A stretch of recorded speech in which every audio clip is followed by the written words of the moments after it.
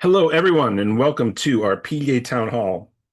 It is now June 2025, which means we're only yet entering if we're inclusive for January, how many months is this of the Trump administration? It seems like about 4 years or 4 decades, but it's really only not even to 5 months yet. But it is June, and we're in the summer months, and difficult days. Very, very busy days for myself as executive director of PDA, and that's a good thing, I think, for PDA. But it got a little excessive for me this week. I'm going to be on my computer in my office here for the first hour. And then the second hour, I'm actually going to jump into my car and go out to a living wage event. That's a first annual event that's being held out at the LAX Hyatt Regency with the One Fair Wage organization, which of course we was at Progressive Central, great organization that we of course fully support. And they're the focus obviously of that conference. And I think I'll be trying to arrange for a guest from the conference to come on in the coming town hall, because I think they've done what this conference is all about is the strong and necessary pivot to how you achieve progressive changes in America, almost invariably at the state, sometimes at the local level, but when it's not available at the federal level with a president like Donald Trump.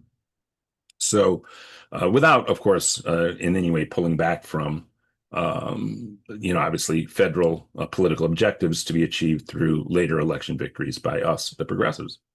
So that's going on, and I'll be running off to that. And we have an incredible show lined up, actually. At the top of the second hour, we're going to be joined by India May, who's one of our Iowa PDA members and active in the build out of Iowa PDA.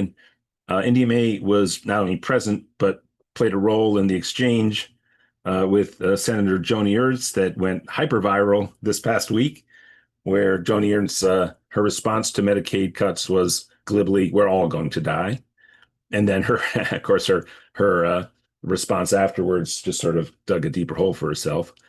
And I just saw in the chat somebody said Happy Pride Month. Yes, indeed, Happy Pride Month. And we know in this time of an official institutional ruling class reaction in our country, we stand with the LGBTQ plus community as strong as ever and stronger than ever.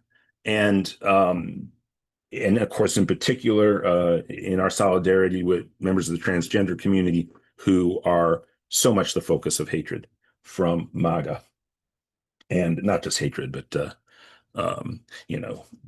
manner in which they engage and threaten people's lives through changing regulations, rules, laws, and achieving effective intimidation.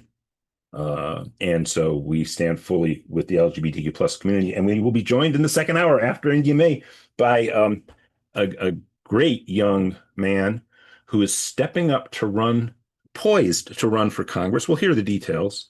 Of course, someone who's not yet endorsed by PDA, challenging an incumbent, but an incumbent, and we'll hear the details later, or maybe we won't, but an incumbent who doesn't have the worst voting record among incumbents, but there are allegations of charges against the sitting congresswoman in Eastern Florida, and Elijah Manley, a young LGBTQ plus man, is stepping up to run for Congress, and we are going to be thrilled to have him join us. And in the first hour, I'm exceptionally thrilled to be joined by John Bonifaz, really one of the country's leading constitutional scholars and lawyers. And he's joining us in an individual capacity, and he's going to talk to us about the imperative of impeachment as what the Constitution points to when you have an executive who is transgressing against the Constitution and breaking laws at really an unprecedented rate, and why it's important to hold to that remedy as outlined in the Constitution and to organize around that principle, even when we have the situation we have with a lockstep Republican Party in the House and in the Senate. Donna Smith may be joining us a little late today, but we'll no doubt try to make some time to hear from her as we do every week. And we will hear from Mike Fox in a moment or two with our PDA to-dos for the week. But I do want to say a little bit about what I've been up to on two fronts. First of all, again, thank you for everybody who's reached out to me, particularly, and I think folks in Western Pennsylvania, a great pair of PDA activists have sent me some very good information about overcoming COVID. And I don't think I'm dealing with COVID brain fog, knock on wood, which is great. Thank you for everyone who has sent me well wishes, by the way. But it's been a bit of a struggle recovering, and I've tried to take it slower. And literally, I was on the on a call, which is the way 21st century American healthcare can work sometimes, when you're not among the wealthy elite who pay top dollar to actually get world-class healthcare service in the United States, or you're not blessed to have a Cadillac plan, as I do not. But talking on with the Kaiser people over these dialogues you get on the internet, and they told me to take a week off. Well, I couldn't take a week off. The amount of events that were happening in Southern California were legion, and so the two I want to highlight is the California Democratic Party convention that is ongoing, and we undoubtedly have a few people absent because they're still down there at the event at the Anaheim Convention Center. And the other was an event I was emceeing with Chris Hedges last night around Gaza. First, on the second one first, I want to say I know that I will be putting, I should have put out already a statement in relationship to some movement in the Congress around legislation put forward by fellow progressives about ending weapons shipments to Israel, which we, of course, support. And of course, the draft came out a little while ago, and that murder happened in DC, so we recognized it wasn't the day to put it out then, and we'll be updating it because now it's 10 days later, and the legislation is moved through its process and the way these things do, and it's not maybe the highlight as it was before or the letter signing. So we'll be updating that and getting out a statement. It'll be a very clear statement. This event I went to last night, in which a number of PDAers were at in Southern California, was heart-wrenching and powerful from the journalist Chris Hedges. And it really points to really the moral necessity of action. I do think it's important. And then, by the way, I'm still, as I do, independently of my work with PDA, do a lot of work with fellow Jewish progressives in terms of, writing documents, producing statements and such. And this, of course, came up at the meeting. And there have been some very powerful expressions in recent days by 380 British authors, 300 French authors. Just 10 days ago, the great BBC presenter and soccer hero to the whole nation of England, Gary Lineker, was the BBC, basically, even though he's probably the most popular presenter on the BBC, sort of shuffled him off into retirement because of his position in Gaza.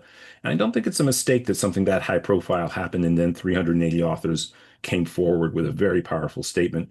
And Tom York, who had been recalcitrant, the lead singer of Radiohead, came out and effectively reversed his position, calling for the necessity of ending the death and destruction in Gaza. And I think we are starting to see internationally the dam starting to break on those fronts. And so we at PDA feel very, very strongly. Obviously, we understand the role the United States plays in its weapons and its support for Israel, and we're going to be very forthright in our expressions. But as always, opposing all Islamophobia, all anti-Semitism, and calling for peace and full human rights, civil rights, political rights, self-determination for the Palestinian people, and for peace in the region. So that's one thing. And then as for the California Democratic Party, and I only have a minute before I have to throw to Mike Fox. I know that, so we can get to John Bonifaz. As for the California Democratic Party convention, it's both dismaying and heartening. The first day was dismaying. It was on a Friday. But on Saturday, guess what? On a Saturday, working people who are representatives of the party could show up. And you saw that even the people who are sticking it out inside the party, you can feel a progressive undertow with a strong sensibility that the party needs to be more progressive. Needs to be more progressive. It needs to speak to the issues of working people. A very brave young man named Alan Vargas challenged the bullying chair of the Democratic Party of California, Rusty Hicks, And between him and another candidate, Allen did much better than the other candidate. Rusty Hicks, was considered to be running essentially unopposed, but these two candidates, one, Alan Vargas Young, supported by our YPDA team, actually drew above 25% of the vote.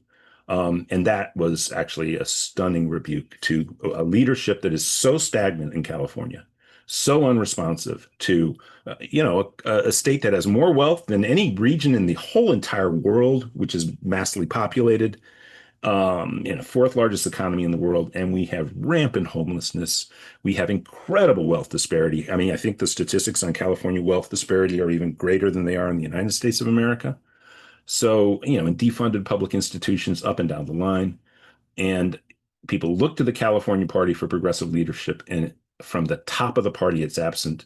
What's heartening is that's not the case from the base. And we at PDA, with our desire to see a radical reform and move to the Democratic Party into being the progressive party, we the base of people who are there, I think, have an appetite for it. It's a struggle because it's stacked with a bunch of people from the establishment status quo. But there's organizing work, and this is the last California Democratic Party convention that I'm going to attend, where I'm going to be more an observer than active. I certainly was very well known within the rooms I was in, and PDA is as well. Mike Thaler's the head of the senior caucus. That's probably why Mike is absent today. And of course, great members like Dorothy Reich are very active in the party, and our voice is not going to go unheard in that party. And the California Democratic Party, the largest party, state party in the country, of course. I do think there are grounds for change there. Mike Fox first with PDA to do's. Donna, can we bring you in the dialogue with John this week? Okay, great. Thank you. And Mike Fox, take it away, and then we'll get to John Bonifaz in a couple minutes. Excellent. Can you hear me? Yes. Excellent. The technology's working. I love it. It's a good day. First and foremost, to do number one, gang. What? Revel in the fact that you're surrounded by people who get it. That's to do number one, bonding as a community each and every Sunday, 4 o'clock Eastern, 1 o'clock Pacific. That's what we do on this call. And I thank you all for being here. You make me healthier just by being here. And I hope that everybody on this call leaves this call feeling better than when they came on. Okay? Positive energy. To do number two, take notes. There's a lot of good information that's going to be coming at you. And while we have the chat open, and we love having the chat open for periods of time, and people can get to know each other, all that, it tends to get kind of crazy to try to identify notes in, right? So you might want to take some notes off on the side, like the Luddite that I am, literally a pen and a clipboard. So take notes. Now, from a time and treasure standpoint, number one, time. We are in the game big in the special election in Arizona's 7th District. Adelita Grijalva is our candidate. That literally vote by mail ballots are dropping in just a couple of weeks. So we got to be in the game, in the game, in the game. So please do go to pdamerica.org/volunteer. Give us an hour on the phone bank. Phone bankers, give me a hand in the chat. Let folks know that you're a phone banker. Tell them why. Ask them to join you. And Nina, we don't have time for questions right now, but we'll be getting to that in just a little bit. Glad that you're here, Nina. So phone bank, phone bank, phone bank, phone bank. We got to have phones on fire. Okay. If you can jump on that like nobody's business, that would be a wonderful thing. Number two, to do important campaign to victory call this Thursday. We're going to have Adelita there. So you're going to want to sign up for that. Come on in, pile on, and let's win this election. This is a big deal. Okay. And then from a treasure standpoint, as always, solidarity is what we're looking for here, gang. Regardless of how much you can donate, if it's $1, that's beautiful. If you can do more than that, please do. But bottom line, what we're looking for is solidarity, each of us working together and supporting each other in this endeavor. So please do jump on either the volunteer link, pdamerica.org/volunteer, or if you do not see the donation link that I'll be tossing here in the chat, get to pdamerica.org, hit donate, get in the game with us, solidarity, and we'll be back at the top of the hour for where we're at on these goals. And I'll also be tossing into the chat the much longer to-do list. We don't have time on this call to lay out all of the to-dos. That's our primary reason for our campaign to victory calls on Thursdays. But I'll be tossing a to-dos list into the chat as well. Hit that, and you'll see a list of 10 things that we need to get accomplished here over the upcoming week. Okay, and back to you, Alan. Great. Now, thank you so much. And Mike, we'll be back in about 45 minutes, right before we get to India May and then Elijah Manley in the second hour. And what I would love to do with Donna is, Donna, why don't, as John and I, we hear from John Bonifaz, I'll ask a question, and then maybe you can ask a question. Then we'll bring you back right around 2 minutes before the top of the hour to hear your thoughts for the week. And I know great things have been happening with Medicare for All organizing at the PDA level, if you do want to update folks on that. John Bonifaz, I'm going to keep the introduction very simple, is really just one of the great defenders of our constitutional democratic republic in our time. And I, of course, remember John in his partnership with John Nichols in the end of the Bush era and the necessity of impeachment or the transgressions of the Bush administration were likely to carry over into the Obama administration.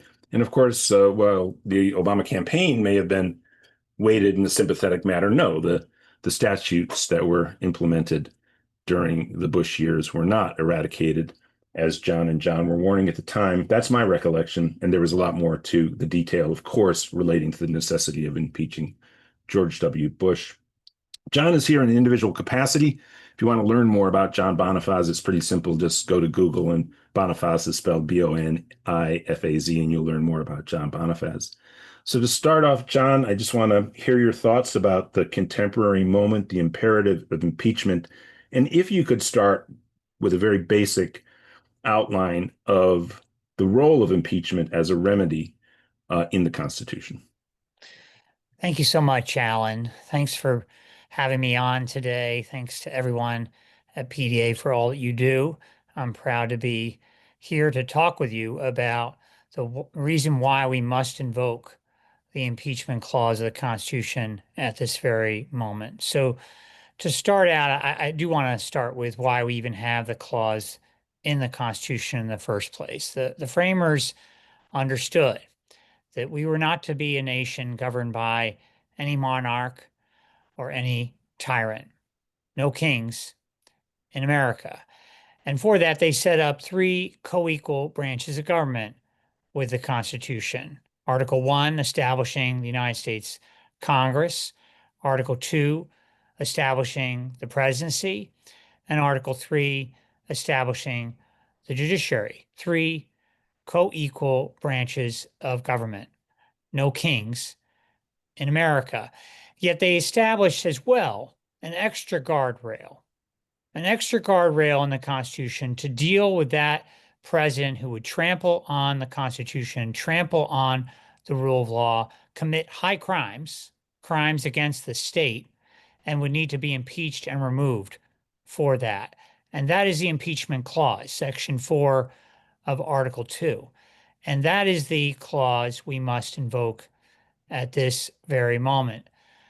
President Donald Trump has engaged in multiple abuses of power since assuming the office of the presidency again, starting with his violations of the foreign and domestic emoluments clauses, which, of course, require that any president not profit from any foreign government or any state government or the United States government during their tenure.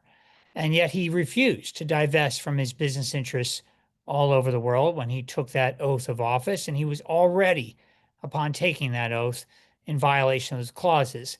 And he is now, as we know, engaged in rampant corruption with respect to this White House, not only taking the famous $400 million gift from Qatar of that plane, but many other examples with his cryptocurrency business and so forth that involve rampant corruption and using the White House and the Oval Office as a profit-making enterprise at the public expense.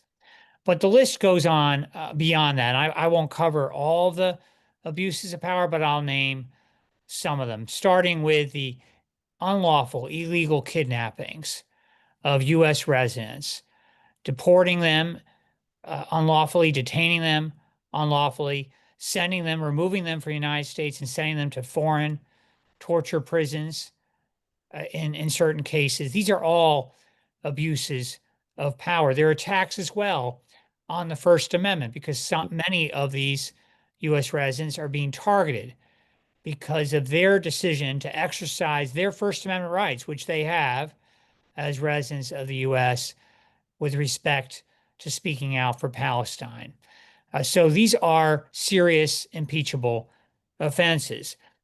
Then we have, of course, Donald Trump's decision to unconstitutionally usurp Congress's powers, particularly with respect to its appropriations powers. Only Congress, under Article 1, has the power to appropriate public monies.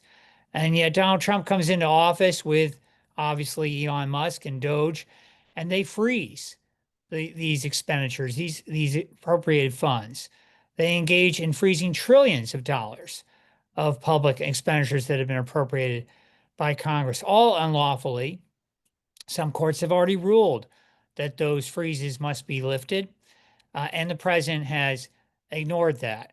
This is an abuse of power, an impeachable offense. Then we get to that very next abuse of power, defying court orders and usurping the judiciary's authority, not only with those rulings that came out very early on with respect to requiring the lifting of the freezing of funds, but also with respect to requiring the removal, the return rather, of people who have been unlawfully removed from the United States. With the case of the Venezuelans who have been sent to El Salvador, there was a clear order from a federal judge to turn those planes around. And the Trump administration, Donald Trump as well, ignored that order. There's, of course, the order in the Garcia case, Albrego Garcia case, in which there was a decision by the Supreme Court, 9-0, to order the U.S. government to facilitate the return of Mr. Abrego Garcia, and that's been completely defied and ignored. This is another abuse of power. Then we have the president's abuse of power to seek retribution against perceived adversaries. He has fired hundreds of FBI agents, hundreds of Department of Justice officials, all for doing their job, for investigating and prosecuting Donald Trump for the crimes he committed with respect to the January 6th insurrection and with respect to the classified documents scandal. He perceives them as his adversaries, and he goes ahead and abuses his power to have them all fired. An abuse of power, an impeachable offense. We then have the co-opting and dismantling of independent government oversight. He has fired the independent inspectors general of 17 government agencies who are there designed by statute, by congressional statute, to deal with waste, fraud, and abuse in those agencies. Why does he want them fired? So that he can engage in waste, fraud, and abuse without having any oversight. This is an abuse of power, an impeachable offense. We then have unlawfully imposing tariffs. Now, we know already there are court rulings with respect to this matter. They're in the process. There's an administrative pause of the recent ruling by the U.S. Court of International Trade, which found these tariffs to be an unlawful use of emergency powers. But these are also abuses of power in the first degree. These are high crimes for the president to abuse his emergency powers in this way to issue these tariffs, which really only can be issued by the United States Congress. We then have usurping the local and state authority unconstitutionally with respect to immigration policy. He's threatened state and local governments to carry out his mass deportation plan. They have no role. They have absolutely no role in carrying out federal immigration policy, but he's gone ahead and issued these kinds of unlawful threats. Another abuse of power, impeachable offense. He's abused the emergency power at the border. He's declared falsely that there's an invasion at the southern border, and that has led to sending thousands of U.S. troops to the border, an abuse of emergency power, an impeachable offense. He's abused the pardon power, most famously, of course, with his decision right after coming into office to pardon the 1,500 plus insurrectionists whom he incited to attack the U.S. Capitol on January 6, 2021, to stop the peaceful transfer of power. This is self-dealing. He's the insurrectionist in chief, and he has done this to protect his own independent role in the insurrection from any further scrutiny. And he's deprived citizens of their birthright. As we know, under the 14th Amendment, this is a question that has long been settled, that citizens, people born in the United States, have birthright citizenship. Now, if he wants to take that out of the Constitution, he has to go through Article 5 process of amending the Constitution, either going through the Congress, getting 2/3 of the Congress to pass an amendment bill and send it to the states for ratification in 3/4 of the state, or calling a constitutional convention. But he cannot, by fiat, by executive order, take something out of the Constitution. And that's what he's tried to do with this executive order that's now being litigated in the courts. 3 separate courts have declared it unconstitutional. And it's, as we know, before the Supreme Court on the question of whether those injunctions can be nationwide. But the underlying merits remains true of those cases. This is a wholly unconstitutional order, and it's abuse of power. It's an impeachable offense. The list goes on. Now, I understand that some on this call, perhaps, or some of your friends and neighbors might say, well, we tried this before. Donald Trump was impeached twice. Senate did not convict him. The votes are not there in this House right now with his allies to impeach him. So we need to move on. Now, as we know, Congressman Al Green has introduced articles of impeachment and intends to force a floor vote.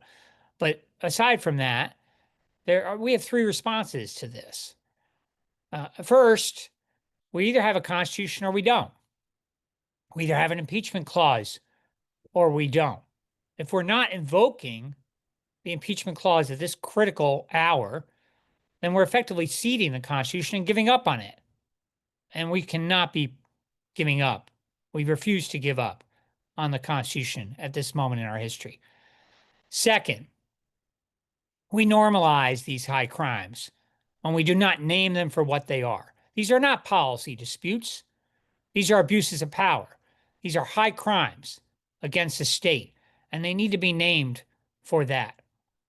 And that's why we must invoke the impeachment clause. And third, members of Congress take the very same oath that Donald Trump took to protect and defend the Constitution.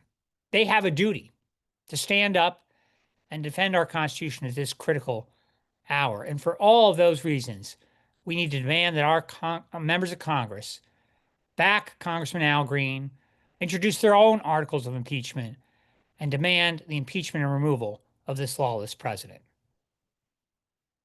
And there's a few things. First of all, a standing ovation for me, and I'm sure for so much of our audience. By the way, you should know, John, on our calls, because of the terrible fact of Zoom bombing, we had to move so that you only see, except for those of us who are on staff and a featured guest, are the only people whose cameras are on. But I'm sure so many of the people who now we only see their names will be giving you a standing ovation. We don't hear them, we don't see them, and thank you all for your patience in that. It's a sad reality of the 21st century and of the technology of Zoom, unfortunately. But um, the fragility of a constitutional system requires what you just outlined. And so, of course, thank you for um, the delineation you provided and the forthrightness. Um, I would like you to talk in a second about the fragility of a constitutional democracy and the necessity of citizens being vigilant in this way. I would also love you, sorry, to riff if you can, on any reflections you might offer about just how important and benign this kind of constitutional system is. I forget who has the famous quote about, the trouble with democracy is it's a troubled system. So it's just better than anything else that exists, possibly, right? That kind of thing. But then at the top, though, his attacks on the press, because at the level of pragmatism, if you look at Orban's and you look at Putin, and yes, we recognize that Trump sees them as something of a model, right? CPAC is now doing something, I think, this week in Hungary, right? Um, the strategy there was to align with oligarchs, the people in the society rich enough to buy up all the media assets, and to suffocate free speech and have it be controlled by the autocrat. And that obviously seems to be part of what's going on because CBS is up for sale, TikTok is up for sale. The rumors are is that Trump people are lining up one or this or that oligarch from Silicon Valley to purchase those. There's obviously a lot more media assets in the United States, fortunately, than Hungary or Russia. So the attacks on the freedom of the press, how does that fit into it, particularly even the lawsuits that he's bringing? No question. Thank you, Alan, for all that. No question. The attacks on the freedom of the press represent another abuse of power. He's seeking to consolidate power. He doesn't want any critique, any opposition coming to him from the media. And every effort to intimidate the media, to try to stop them from criticizing him, is part of that authoritarian march. And all another yet reason why the impeachment power needs to be invoked. I do think it's a dangerous moment when that independent branch of government, if you will, the media itself, that is needed to scrutinize wrongdoing from any branch of government, uh, that represents a special threat to any democracy. So I think it's a moment that definitely requires the calling out of it, but also requires brave journalists who are not going to succumb to that level of intimidation and threat. And then for the fragility of a constitutional system, and then the second half of that question would be, I'm going to quote like Tim Carpenter might, Bob Dylan, in a beautiful line from a song from 1967 or 68. As I went out one morning, and the lyric is, as I went out one morning to breathe the air around Tom Paine. I think that people have to realize that the very air we breathe, that we breathe our entire lives, is a product of breathing air in an open society, and for all the problems, the criminal justice system, etc., broadly speaking, a free society. This is a challenge to the very air we breathe, the reality we live in. I see it that way. Absolutely, and the reality also is that if we do not stand up at this moment, if Right. we remain quiet, then we will see that loss of democracy become real. It's a perilous moment, but it requires that we all step up. There's a statistic that many, I'm sure, have heard that, when it comes to authoritarian takeovers or efforts to take over democratic societies, when people stand up and protest and mobilize in the streets and engage in these levels of nonviolent resistance in various different ways, that more than 50% of the time there's an opportunity to protect and regain that democracy. But when people are quiet, when we don't mobilize, when we don't stand up, then it's only 7% of the time those authoritarian takeovers are reversed. So this is crucial. We cannot assume, for example, that there will be free and fair elections in 2026 or 2028. We have to operate as if Donald Trump does not want that, does not want any more free and fair elections. And we know there's issues around how we run our elections and voter suppression, voter intimidation, and all that. But he wants something even worse. He wants to consolidate that power. And of course, we've already heard his idea that he should be able to run for a third term in violation of the 22nd Amendment of the Constitution. So we should take these threats seriously, and that requires standing up in this moment to protect that fragile, democracy that we currently have, and ensure that we're fighting for it to survive. Donna Smith. We'll hear from Donna, and then we will take questions from the audience. Well, I Donna. have to admit, thank you, John, for being here. It's always wonderful to hear you. Alan, you took my heart aback a little bit with that quote from Dylan, because I have been trying to put into words myself what the feelings are around all this for me as an older American. It is as if the air I breathe has changed, and there's nowhere to find the air that I need sometimes.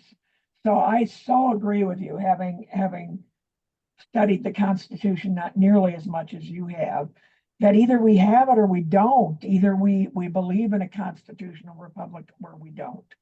And I do. I think we have to fight for it. I can't help thinking about the people in my life who served in the military to protect it.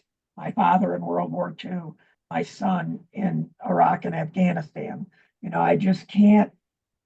I can't forget those people. So one of the things I've heard circulating from the population that is kind of another legal kind of strategy, along with Congress doing its job. Clearly the violations are there. Impeach this man. Bring articles of impeachment, right? That is so clear to me that we should be asking every congressional member to do this. But I've also heard some rumblings about a civil action against this administration, against this man, for intentional infliction of emotional distress on a huge class of people who are just every day jarred by something that's taking away your freedom, threatening to take away your Social Security, threatening to take away your health benefits. And as you say, we have to take these threats as promises. Project 2025 was not just a silly draft on the side.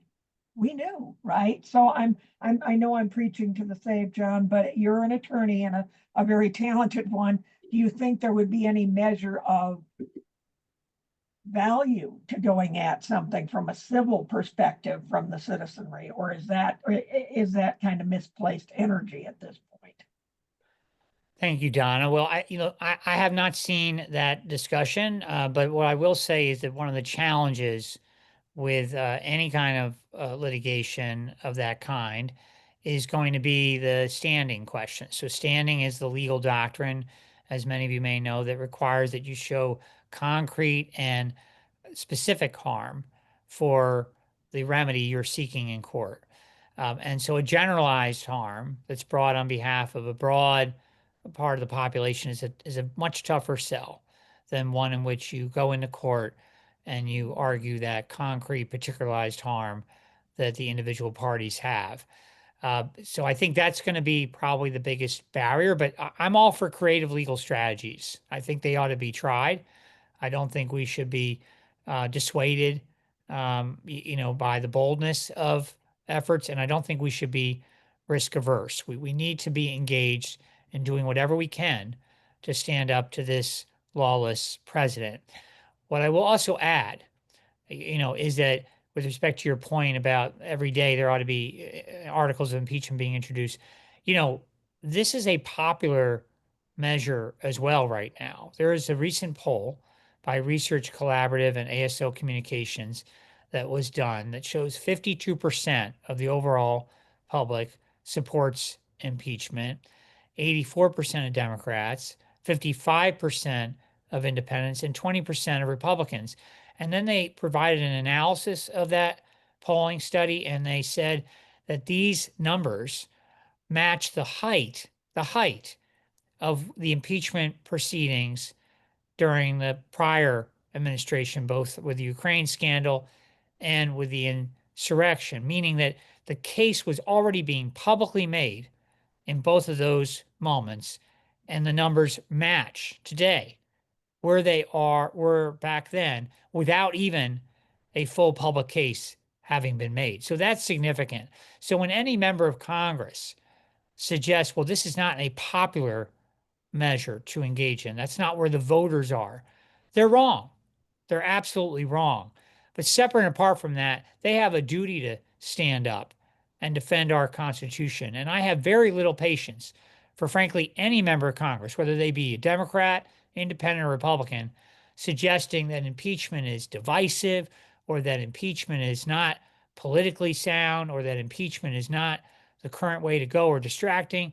We can talk about the attacks on Medicare and Social Security and Medicaid. We can talk about the deportation, the mass deportation policy. We can talk about all the other things that Donald Trump is doing while we also uphold the duty to protect the Constitution and invoke the impeachment clause. And, again, Congressman Al Green is going to force a floor vote. And when he does, members of Congress will be forced to decide which side they're on. Are they on the side of standing up for the Constitution or on the side of being on the sidelines in this moment of constitutional crisis? And that's going to be a test for every single member of Congress. Totally agree with that. I don't know if Alan totally agrees with me on that, but I think, oh my gosh, if they won't stand for this issue, hey, what will they stand for? I think what I'm hearing from many voters, and I'm in a Democratic district, Diana DeGette's in Denver, Colorado. Well, Denver is threatened by this man for loss of funds for exactly what you're talking about. So here we sit in this mess, but Diana DeGette, bring articles of impeachment against this man. He's threatening to destroy Denver, right? And it makes you angry even as a Democrat and as a supporter of that person. And I think they need to hear that. I think they need to. They absolutely do. They absolutely. Thank you, John, so much. Thank you, John. I'm going to actually see if Stephen Rohde can unmute his mic. He was one of the people who put his hand up, and I know he's relatively new to the call. I believe we've had him on calls before, but he's a great lawyer who's worked a lot in Southern California, and that I know. And I had asked him to unmute. Yes, you're unmuted, Stephen. So please, you have the first question. Well, thank you for that kind mention, Alan, and thanks for all the work you're doing. John, I've followed your work for decades. I think there's a fourth reason, which is beyond the three you gave, which is creating a public record, documenting this. We don't always win on the first round. This group, Alan knows this. We all know it. Yeah. And I want to add, because some people have thrown at me, well, the Supreme Court a year ago this month said no, there's immunity for the president. That ties into a very important point about high crimes and misdemeanors. It's a little bit unfortunate the founders threw in that word crimes. It distracts a lot of people. You don't need a crime to have impeachment, and therefore what the Supreme Court did in granting him criminal immunity has nothing to do with impeachment. But my question is more strategic. I'll say it this way. We lost twice in impeaching Trump. A lot of people believe that emboldened him and his base and other supporters and diminished us because we were, quote, wrong about impeachment, even though it was purely political in the Senate. How do you feel about that in today's climate? What if we can even get articles of impeachment out of the House when we win back the House next year, but we don't have 2/3 in the Senate? People have to remember it's 2/3, and we lose in the Senate. Is that a setback for our movement? Is that a setback for defending democracy? Thank you, Stephen. Thank you for all that. I fully agree with you that we need to document these high crimes and set the record and create the case for impeachment every day. I also agree fully, obviously, with the point about what high crimes are. These are political crimes against the state and very different from crimes under a federal criminal statute or state criminal law. And that is something that has to be constantly mentioned and highlighted with respect to the public at large. These are not crimes that the president must be convicted for in a court of law in order for impeachment proceedings to be begun. As for your question, I think it's critical that we begin that impeachment process now. And that starts with invoking articles of impeachment against this president from multiple members. It doesn't have to just be Al Green. There are many others who could step forward and invoke articles of impeachment and force other floor votes.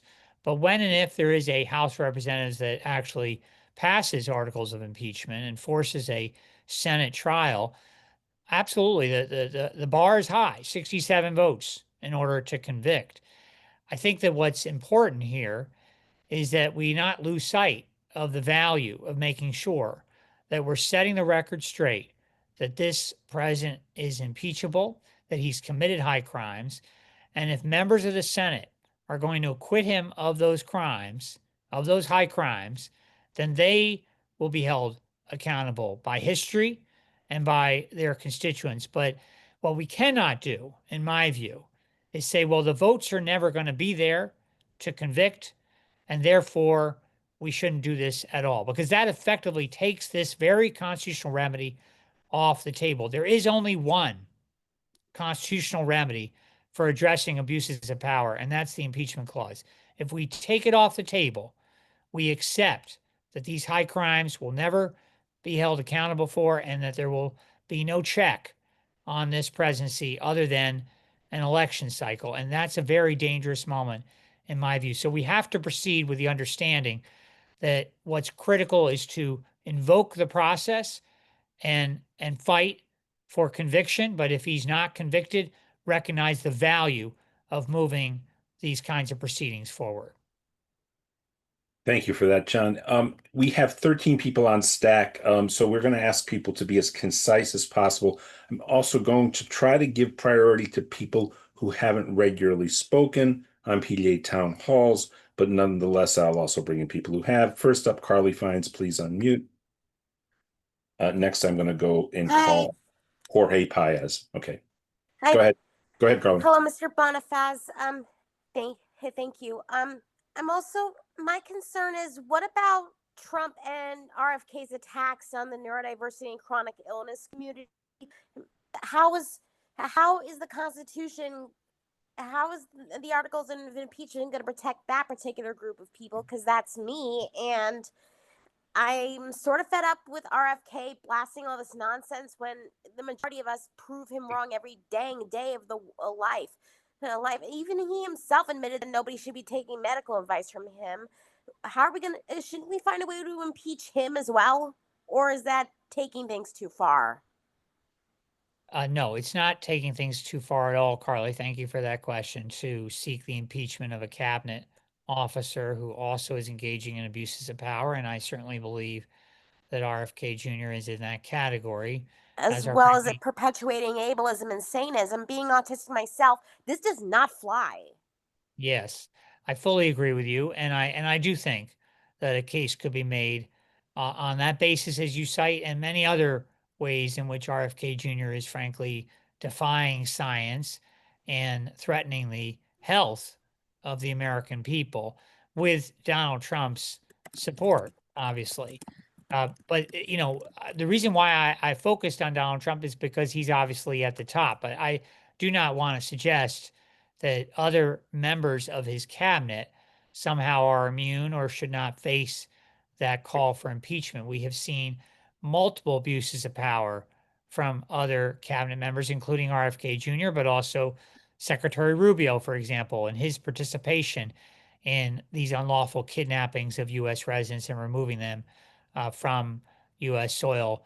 Kristi Noem, the Secretary of Health Security, National Security, that too is an example of someone who is facing this kind of or engaging in this kind of abuse of power. So cabinet members can be impeached. I think the focus around Donald Trump is critical because he's at the top and he's engaging and directing all these impeachable offenses. The first things Or first. Jorge Paez, please, Maggie, you're on deck, but Jorge Paez, you're up first. Yeah, hi John. I just had a really quick question because I've been reading a lot of articles about how President Trump fails to process the intelligence briefings. Either he can't or won't read them. Is there any chance of doing an amendment, 25th Amendment? So the 25th Amendment, and I thank you, Jorge, for that question. 25th Amendment of the Constitution provides the basis if a president is incapacitated to be removed. And of course, it was created after the Kennedy assassination in 1963. And I do think an argument can be made that Donald Trump is not competent mentally to remain as president. The problem comes in carrying out the enforcement of the 25th Amendment. It requires members of his own cabinet to invoke it. And at this point, he's got members of the cabinet who are intensely loyal to him and will not, in my view, invoke that. Now, there have been members of Congress, including Congressman Raskin, who have sought a different way to enforce the 25th Amendment and have introduced legislation around that. But that has not been enacted yet. So I think at this point, it's a tougher road to go with respect to that process versus the impeachment process, where again, any member of Congress can introduce articles of impeachment, and any one of those articles can require a floor vote if they invoke what's known as Rule 9 of the House Rules, which Congressman Al Green claims he will be doing. Maggie Boyd, please unmute again. Jim Lankford, you'll be next. Go ahead, Maggie. What is the timeline on what you're trying to say? I know this is obviously a rather complicated process. So how long will this take?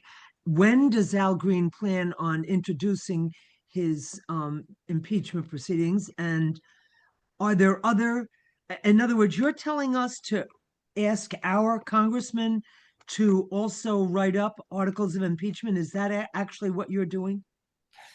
Yes, it's actually a number of matters here, right? First, Congressman Al Green has already introduced articles of impeachment. So members of Congress should be urged to co-sponsor his articles of impeachment, to sign on and add their names to serve as co-sponsors. They should also be called upon to introduce their own articles of impeachment. And they should make sure to vote yes when Congressman Al Green forces a floor vote. Now, as to your question of when he plans to do that, he says he will be doing it in the very near future, perhaps as early as this week. When that happens, there will be, under Rule 9, 2 legislative days from which the time he's invoked the rule for the House to vote on his articles of impeachment. So it's a very short period of time. And that's why we as a people need to be calling on our members of Congress now to support his articles and be prepared to vote yes when they come to the floor. What's likely to happen when they come to the floor is there will be a vote to table the articles, which is essentially a way to just quiet it all down and not have a vote up or down. But that vote to table will be a basis for determining where members of Congress are. So the vote to table for those who are for articles of impeachment should be a no vote, not no to tabling. Let's move on to voting on the merits.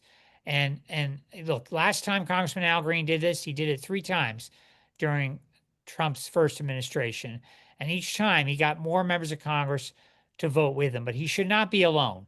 There should be other members of Congress who stand up, invoke their own articles of impeachment, and each and every time force these floor votes. There's no reason why we should not be having floor votes every single day during this administration until he is impeached and removed from public office. The public needs to see this debate. They need to hear these demands. They need to hear about these high crimes. And the way they're going to do that is hear about these constant floor votes in the House of Representatives on articles of impeachment. Thank you.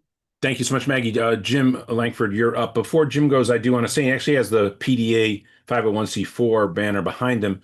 And through that banner, PDA will be supporting Al Green.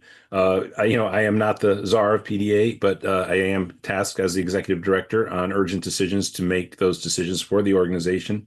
And if then I consult staff, and then we consult the broader PDA community if there's time. But if it is short notice, be prepared that PDA will be fully supporting Al Green in calling for impeachment and asking for a no vote on tabling. And if staff members first and everybody else, if they disagree, please let me know. But that is the strategy for PDA as it stands right now, per the sense that this is going to be happening very quickly. And that will be PDA's position. Jim Langford, take it away. Yeah. Oh, thank you, Alan. First of all, my job is to make sure that we do what Alan wants us to do here in Florida. So No, it is not. I do that what you that want. is No. that's not From my the number states to one the job. top, we follow the states. Yeah. I just have a No. procedural question Go because ahead. I'm kind of a little bit ignorant on a lot of the law. But when you say that Representative Green is going to force the vote or force a vote on this, what process does he use to do that? And you touched on it a little bit with the person who asked a little ahead of me, but I just kind of want to know, because I think it's very interesting. Obviously Mike Johnson's not going to be wanting to vote on this. So how does Representative Green force the vote when the speaker is going to be adamant in keeping it from coming to the floor? Yes. Thank you, Jim, for that question. So, under Rule 9 of the House rules, an impeachment resolution is considered to be a privileged resolution. You have to invoke Rule 9. So, if you just introduce articles of impeachment, they're sent to the House Judiciary Committee. But if you invoke Rule 9 and invoke this as a privileged resolution, then you're entitled to force a floor vote, and you're entitled to have that vote within 2 legislative days. The only way that this changes is if Rule 9 changes. So Speaker Johnson, if he really doesn't want a floor vote, will require or have to require a change in the rules. Now, that will also be an impeachment vote, right? Because if all of a sudden after Al Green says, I'm invoking Rule 9 and I'm forcing a floor vote on my articles of impeachment, he says, you know what? I have a proposal. I, Speaker Johnson, have a proposal to the floor through one of his minions to change Rule 9 and no longer allow impeachment resolutions to be privileged resolutions.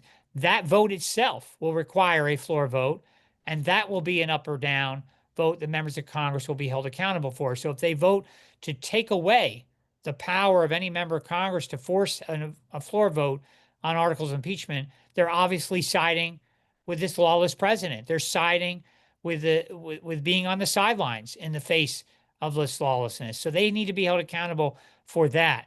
So that's the only way it changes. But if he doesn't seek that rule change, there will be a floor vote. And there was indication that Speaker Johnson was willing and to allow that floor vote when Representative Tenedar introduced his articles of impeachment. So just to backtrack, as we know, Representative Sri Tenedar of Michigan recently introduced articles of impeachment. He then introduced it as a privilege resolution to force a floor vote. Within 24 hours, he withdrew that privilege resolution before the floor vote was to take place, but it was to take place that Wednesday evening before he withdrew it. He withdrew it, he says, because he got some promises by Democratic leadership to work with him, etc. I'm not sure I believe any of that, but the fact is that he's no longer forcing a floor vote. But Congressman Green has made clear he's not going to be pressured by any member of Congress to stop this process. He's going to force a floor vote. And the only way, again, that doesn't happen is if somehow the House of Representatives in full votes to change House Rule 9. I agree that it's very unlikely that Representative Green would be intimidated. He doesn't strike me as that type. But thank you for that answer. I appreciate Yes. it. I really did not understand the process at all, but that does make sense. Thank you. Thank you. So I have this to say, and staff members, I think, will concur. John, I think you've broken a record here. We have 20 people on stack, and we are out of time. And I feel especially bad. Art and Neil and Daniela, who are at the top of the stack, I hope you can appreciate that I called on people who don't raise their hands often. We want newcomers to feel welcome in our dialogue. But all 20 of you if you were to write your questions out and send them to two places, um, Alan at pdamerica.org and info at p4da.org. It'll come to me twice. I will less likely miss them, and I will pass them on to John. So that's Art, Daniela, Neil, Michael, Heidi, Tyler, Susan, Chuck, Nina, Eddie, Harriet, Nancy, Eli Ann, Donald Smith, Jim, Melissa, John Yvonne, and Ruth. I apologize for not having time, but John Bonifaz, that's something of a record, so that's something else. And I think what I wrote up about people not wanting to miss this and needing not to miss this, and I also think it speaks to PDA, the PDA base, how much we recognize the importance of our constitutional system for protection of a free and open society. And here, your final thoughts, John Bonifaz, on impeachment as an imperative at this moment.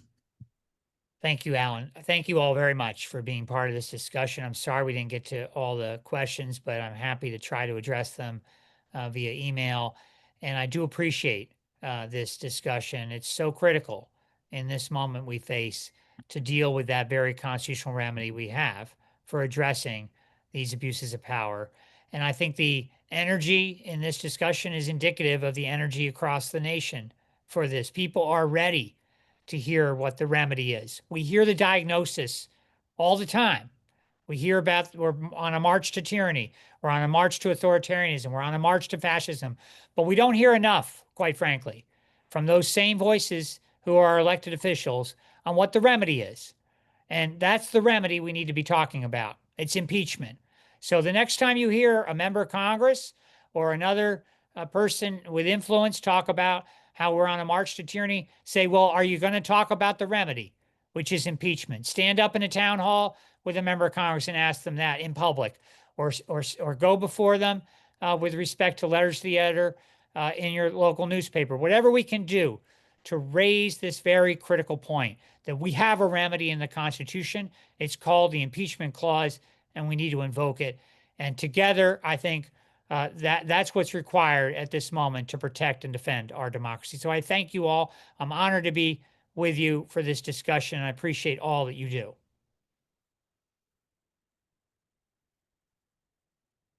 And Alan, you're on mute. It's because I was typing, but I've left into the chat that please, when you email me at alan at pdamerica.org and info at p4da.org, write in the subject line, question for John Bonifaz. And I will certainly be searching that over the next week and pass on those messages. And we'll save the chat if you're writing your question is in the chat. I will not be on this computer, but I'll save what I have through the first hour, and Mike Fox will save the whole thing because I'm going to, as I said earlier, jump in the car in a few minutes and drive off to another event, but stay on the call. John Bonifaz, we are blessed in this country to have you here as a guardian of our constitutional system, and thank you so much for joining us on this town hall today. Thank you, Alan. Thank you, everyone. Thank you. And with that, Donna and Mike, maybe Donna first, quickly, any thoughts? And I intended to join the MFA call yesterday. I don't know if you were able to, but we had a national call for our MFA Medicare for All working team. I unfortunately was in between the California Democratic Convention and my hosting of the Chris Hedges event, and I had to spend that time writing my introductory remarks for a large public event I was emceeing. Any thoughts on that if you were able to attend? But other than that, just a couple. Just thank you for all the work you've been doing this weekend. I know I've been to the California Convention several times, and it can be exhausting. You know, it can be frustrating. It can be, you see a little bit of crack of hope somewhere, and then you step into the auditorium where the banners from all the corporate sponsors are flapping in the wind. They've taken those away for the most part. Oh, really? Yeah, they don't have the big corporate. I remember walking into a California Democrat Wells Fargo. Wear a jacket, you know. Yeah. We wanted them to wear the jackets like race car drivers, all the badges on them in California, because it was like, what is going on? Now you got to look at the back of the little information booklet you get, and then you see them. Oh, geez. We used to do many of the longtime PDAs will remember we used to do a booth. We used to do an information booth, and oh my God. Tim Carpenter was in his glory when he could sticker everyone on the floor, get a no turnout warfare sticker right on their right on their path. So thank you. Yep, absolutely. Yeah. Get them all over a thing. My best, and I'm still searching for where I saved the picture. And I think I've told the story before, but it warrants telling again for Tim, that we were going to the same conference at some place, and we didn't know how we would connect and say, with one another. And it was a place where there were wax figurines of all the presidents, including Ronald Reagan. And Ronald Reagan's wax figurine had a Health Turnout Warfare sticker on it. It was the best ever. So I said to somebody, I said, "Oh my God, Tim's here. He's here somewhere." So there's a long history with the conventions and with PDA being there. And thank you. Reagan was once a Democrat a long time before he was president. Oh yeah, like Trump was once for single payer, right? Yeah.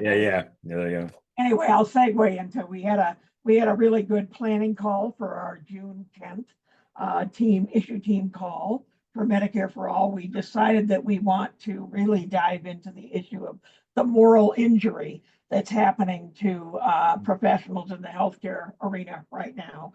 Our nurses, our doctors, our technicians who are taking your blood pressure or running the x-ray machines or drawing your blood, or those human beings have just gone through a horrific pandemic and now have experienced, in and of itself, took on inhumane risks on behalf of all of us, really, on behalf of all of us, and most especially the people around them who may have been, shall we say, less woke about vaccines, right? I mean, they risked their own lives. They put their own lives on the line to protect all lives during that time. And yet, we lost a lot of really wonderful people who left the field. And anyway, one of our wonderful organizations, well, actually, both of them, PNHP has done, which is Physicians for a National Health Program, has done an enormous amount of work on this issue. If you go to their website, which is pnhp.org, there has a screen that comes up that asks those providers to tell their story about moral injury. So PNHP has been gathering those stories, and we hope to have PNHP engaged, as well as having our amazing nurses and National Nurses United and the California Nurses Association, who know how difficult it's already been to fight for your lives with patient ratios being safe and so forth. It has been horrible, right? So we decided, why not talk about what Medicare for All and what single payer? How would it help solve that? How would it help relieve that burden? And make that connection to the bills now before Congress, Bernie in the Senate and Pramila Jayapal in the House? Let's make that connection for people from moral injury. It's not just an issue of money, not just an issue of access for us, all of us. And it's an issue of being humane. So join us on June 10th. We don't have the exact names of our guests nailed down yet. We'll be doing that in the next couple of days. You'll get an announcement. And I don't know if Mike Hirsch is on the call or Mike Fox wants to say anything else, but we really did a lot of work on that call. And then later in the day, there was another call that was held with another organization was working on an all-day event. And I wasn't able to make that. So I don't know if Fox was on that or if Mike Hirsch is here. I'm not sure. But thank you, Alan. Keep your eyes peeled for June 10th. We'd love to have you on the call. I'll make sure I'm there, of course. And Mike Fox, with that, thank you, Donna, and over to you. By the way, for those of you who are around to see John Bonifaz and to think about the Constitution, in a few minutes we're going to be joined by India May, who had a very high-profile exchange with a member of the Republican caucus of the U.S. Senate, Joni Ernst, that went hyper viral. And she will be joining us to tell us about that. And in fact, this was what sort of launched the back and forth was her response to a man who she was giving her explanation about the U.S. Constitution and why she feels that Trump and Doge's actions are actually constitutional. Cough, cough, cough. Mike Fox, though, first is going to do our PDA updates. Then we're going to go to India. Then we're going to go to Hartzell talking to again, Elijah Manley from Florida. And I am going to transition over to my handheld as I'm going to jump in the car. So I'm going to save the chat. I'm going to leave you for about 2 minutes while Michael gives you the PDA to-dos. Mike's going to throw to Mike Olis, PDA's new chief of staff, to talk to India from Iowa. So Mike Fox, take it away. Yeah, quick curveball on India from Iowa. I'm not seeing her name in the participants. So if India is on, like, She did join. And maybe Mike Olis, if we can unmute Mike. India Watson, I think, is the proper name. gotcha, India Watson. Excellent. Then let me get India Watson co-hosted, so she'll be able to unmute herself. So we're cooking. Yay! Life is grand. The buttons are pushed.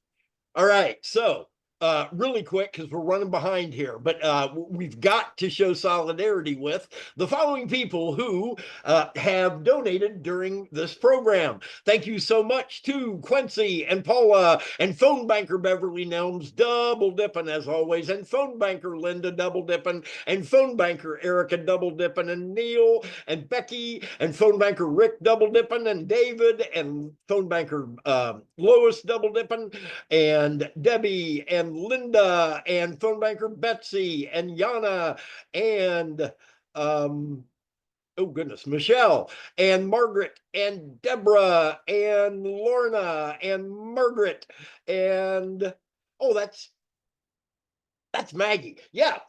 Phone banker Maggie, double dipping. Thank you, phone banker Maggie.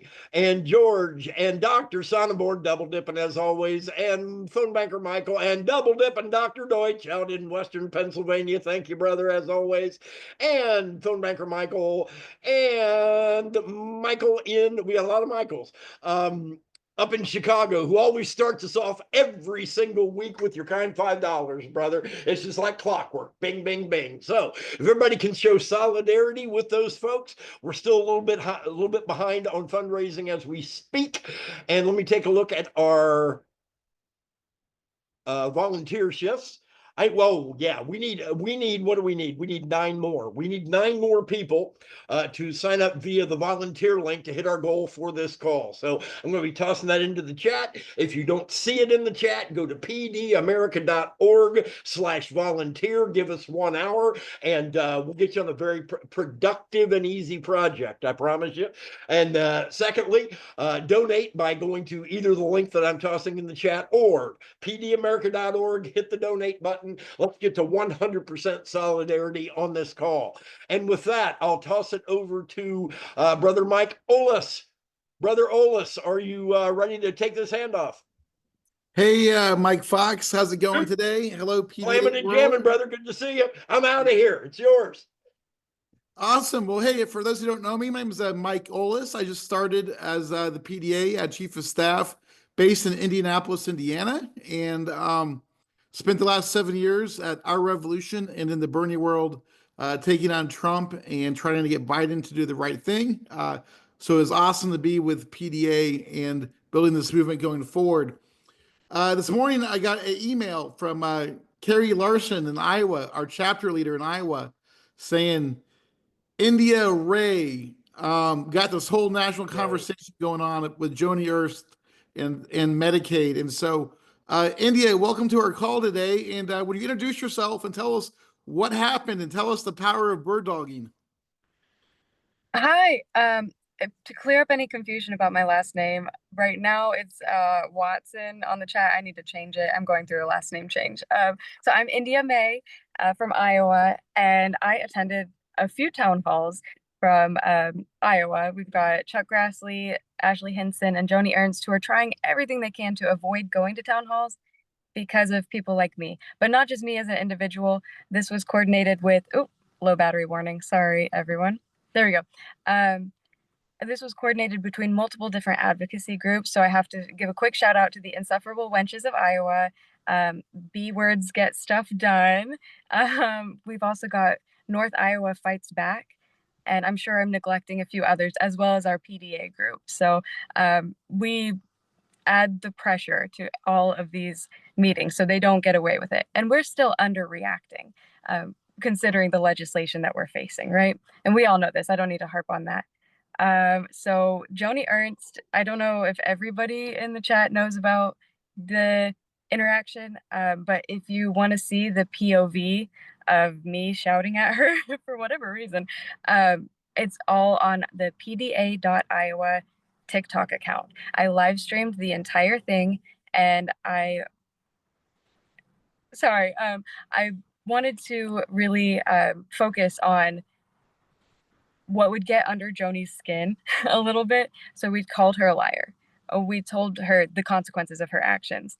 And we asked her, it was North Iowa Fights Back. Jen was so eloquent with her question about what are you going to do if the budget bill comes to your desk, what's your vote? And she would not answer the question, very avoidant. So we just bullied her until her mask slipped a little bit.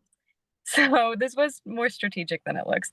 And I would highly recommend coordinating these kinds of group activities. It's just the most American thing you can do right now. But Joni Ernst said one thing that made headlines. She said a lot of egregious things that need addressed, I think. She told Iowans that we should consider ourselves blessed that she even showed up. You can see that clipped on my TikTok account there for PDA Iowa. Goodness sakes.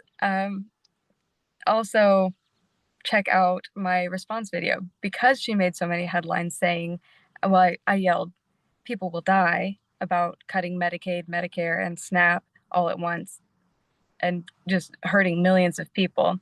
And she said, well, we're all going to die, as if it was just complete and utter nonsense that I would say that, which of course has levels of evil wrapped around it. So that made headlines, and she made a very disingenuous apology post saying that thank goodness I don't have to bring up the tooth fairy because I thought everybody knew that we would someday die. And she recorded this in a cemetery. So she really gave me a perfect opportunity. I was going to wait 2 more weeks before I announced that my intention is to run for office here in Iowa at the state legislature level.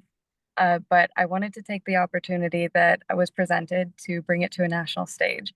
So the goal is we're going to talk to Iowa small independent media first. Iowa's starting line is top priority because they have been there for all of our bird dog protests.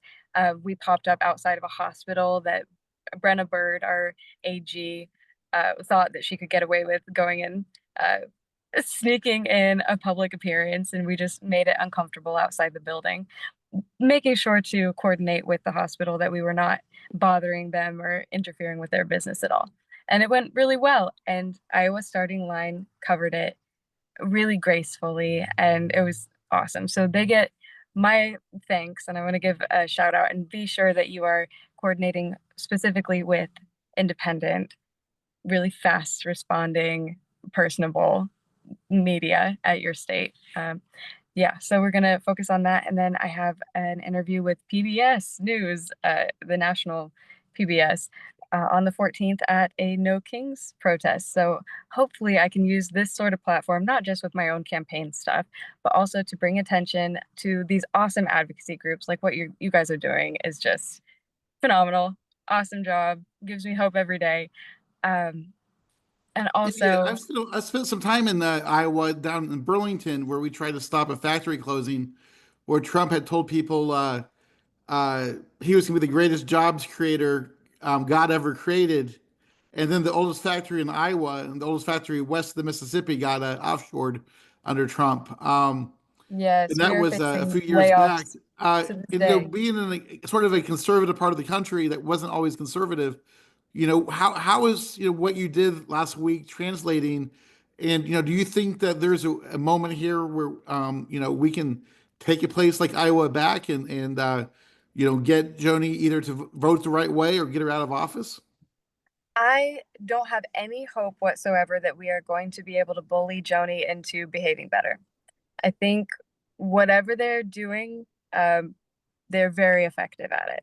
I think our best bet is to flip these seats blue, and not just blue, but progressively blue. So I'm getting the word out. We're actively recruiting candidates at every level, from school boards and city councils all the way up. So right now, I know that Nathan Sage is the current person challenging her seat. But I think we're going to see more pop up that are varying degrees of progressive. That I'm just really excited. I got to know him right outside the building. He was handing out flyers, and we went and spoke to Nathan and really grilled him. I want to make sure he's progressive enough, that he's not going to capitulate, that he's incorruptible. Those are the values that we need right now.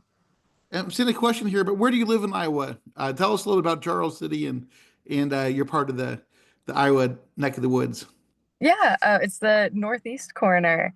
I work in Chickasaw County as a librarian and a death investigator, and I live in Floyd County. And I'm running for my Iowa House District 58.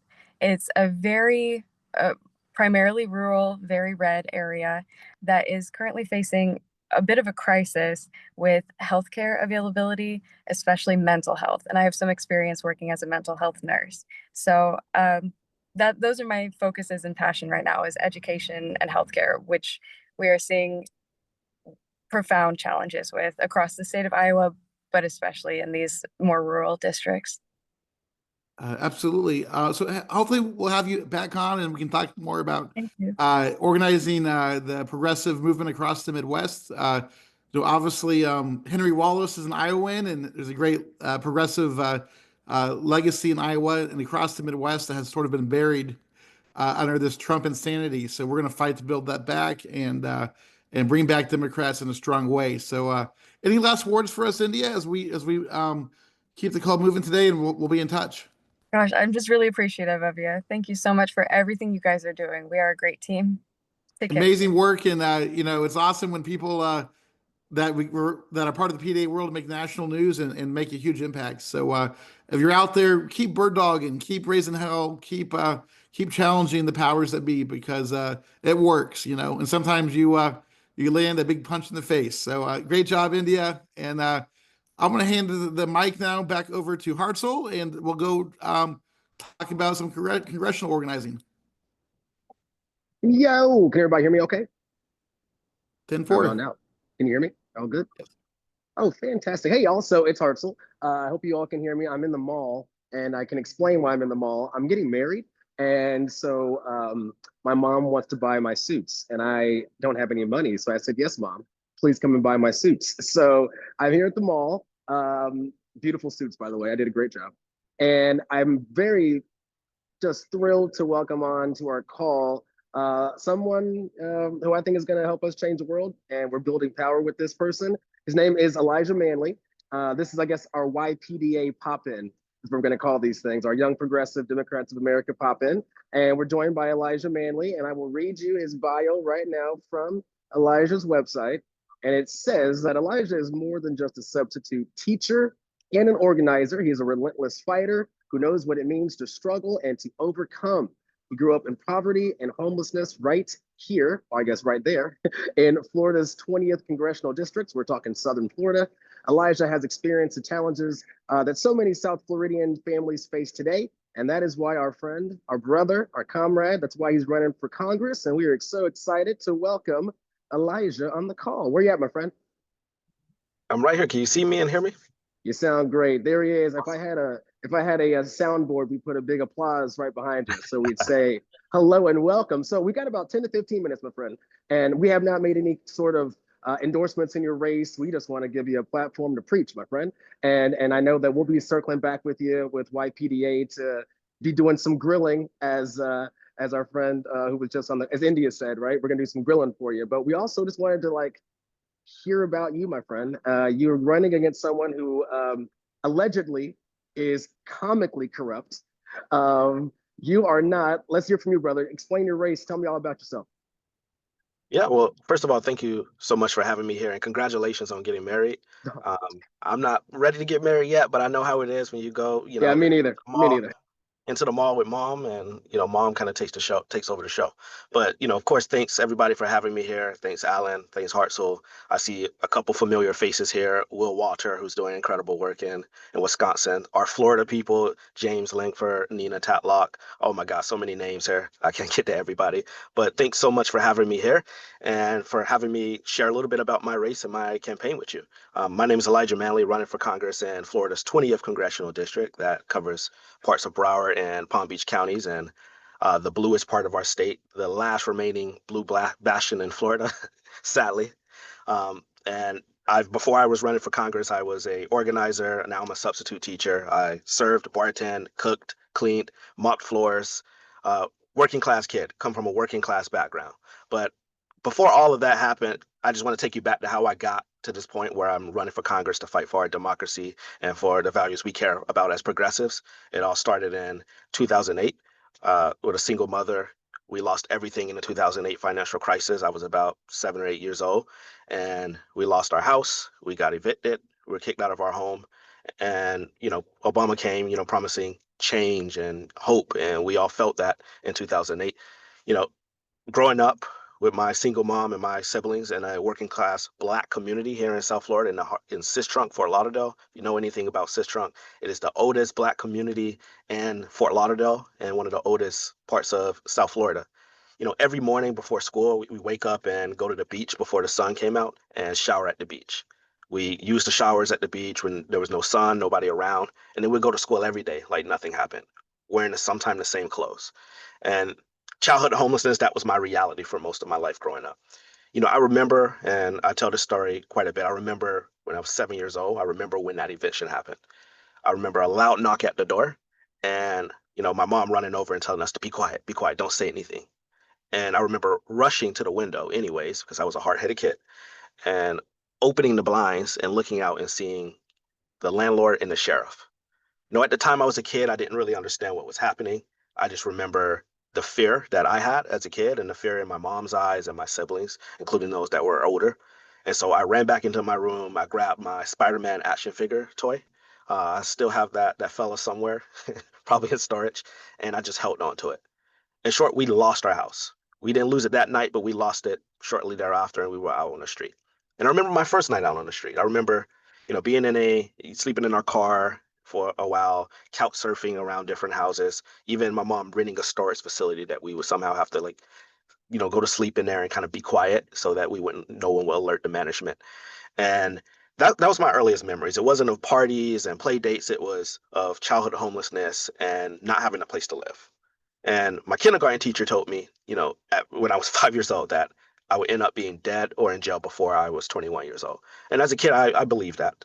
You know, Here I am, a working class black kid in a working class black community where the odds, the statistics have already been set for me. The path for me have already been created.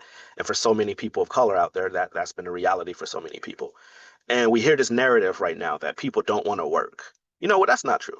People want to work. My mom worked 3, 4, 5 jobs sometime at the same time to make ends meet as a single mother. Uh, you know, Doing nursing, mopping floors, cleaning toilets, just to bring up the food. But it still wasn't enough. Her hard work still wasn't enough in this country. People want to work. People are working, but they're being squeezed by an economic system that works for billionaires and wealthy people, but not for working class communities, not for working class people like my family. And so I'm angry.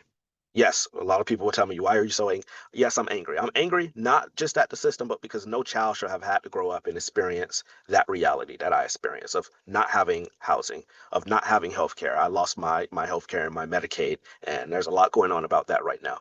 And so here in the 20th district, the bluest district in the state of Florida, one of the bluest districts in the country, or one of the poorest districts in the country, we should be leading on these issues, leading on Medicare for all, leading on the fight for a Green New Deal, leading to protect our democracy and protect our civil rights, which is under attack by this administration and under attack by people in our own party who don't feel like we need to be doing more to fight back against this administration, who don't have a vision.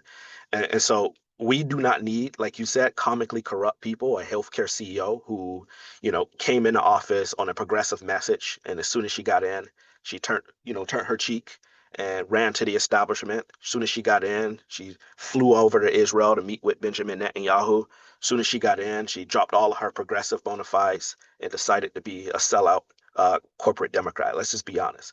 And in our party right now, what we need is we need young people who have vision, who have experience. The experience I have, we don't have that working class vision or that working class experience in the halls of power in Washington. We have, rich people who are paid by richer people to continue rich people's agenda in Washington, and we need to do so much better.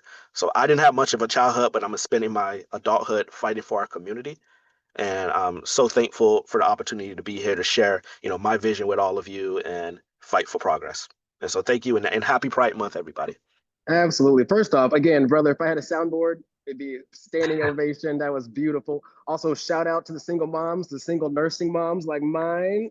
Just bought my suit, by the way. Thank you, Mom. So yes, shout out to the working class moms. Absolutely.